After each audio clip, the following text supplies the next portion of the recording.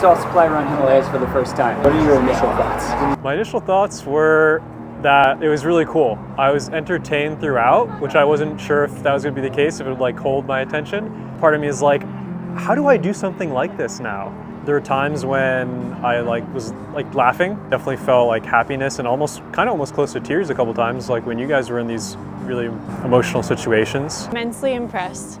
Exceeded expectations, truly. I thought that the editing was phenomenal. This was reality. This wasn't scripted. This isn't even like a curated reality TV show where they throw in little like curveballs. This was like real time. The more fulfilling emotions that I experienced was personally this feeling of inspiration. A lot of time in traveling, you expect to have these experiences that are epic. Like you get the big Himalayan views and like you get chills down your spine, or you like conquer this mountain, or you achieve this thing.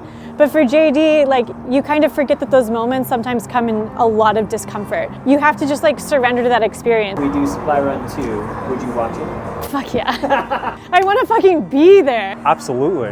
Where is it going to be?